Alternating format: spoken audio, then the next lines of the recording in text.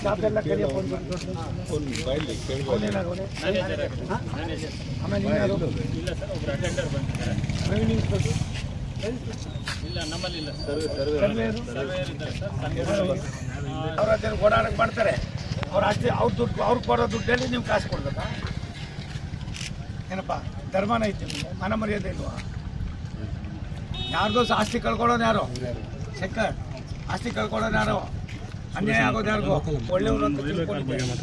ನಿನಗೇನು ನಡ್ಸೋಕ್ಕಾಯ್ತದೆ? 8 ದಿವಸದಲ್ಲಿ 8 ಸ್ಟೆಚ್ ಏನಿದೆ, ಇನ್ನೊಂದು 2-3 ಕಿಲೋಮೀಟ್ರ್ ಇದೆ ಮಾಡಬೇಕು. ನಾನು ಗುತ್ತಿಗೆದಾರ ಅವನಿಗೂ ಕರೆದು ಹೇಳ್ತೀನಿ, ಎಲ್ಲ ಮಾಡ್ತೀನಿ. ಲಕ್ಷ್ಮಿಕಾಂತ್ ಎಕ್ಸಿಕ್ಯೂಟಿವ್ ಇದ್ದೆ ನಾನು, ಶಿವಕುಮಾರ ನೋಡ್ರಿ, ಇನ್ನಾರು ಅವರೇ ನೋಡ್ರಿ, ಯಾರು ನಿಮ್ಮ ಇವರು ಹೋಟ್ಲು ಯಜಮಾನನ ಇದ್ದಾರೆ, ತಗೊಳ್ರಿ ಅವ್ರಿಗೆ.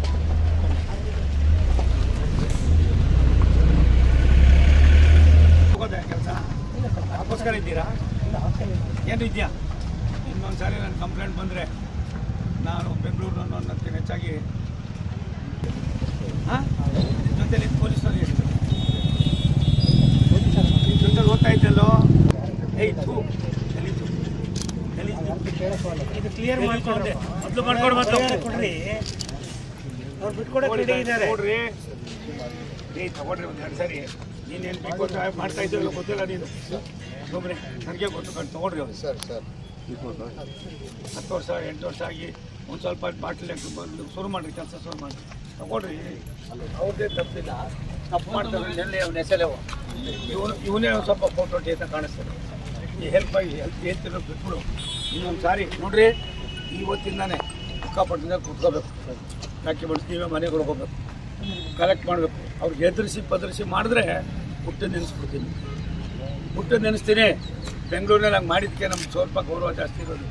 ಅವ್ರು ಎಲ್ಲಿಂದ ತಂದು ಕೊಡಬೇಕು? ನಿಮ್ಮ ತಾತ ಮನೆ ನೀನು ಆಸ್ತಿ ತಿಂದಿದ್ದಾರ? ಹೋದ್ರೆ 50 ರೂಪಾಯಿ ಸಂಪಾದನೆ ಮಾಡೋದು ಅವ್ರಿಗೆ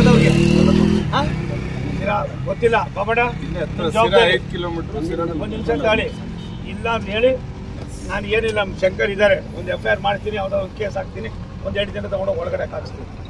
ಎಲ್ಲರೂ ಊಟ ಇದು ನಾಚಿಕೆ ಆಗೋದಿಲ್ಲ. ನ್ಯೂಸ್ ಫಸ್ಟ್ ನಿರ್ಭೀತಿಯಿಂದ ನಿಮ್ಮ ಪರವಾಗಿ.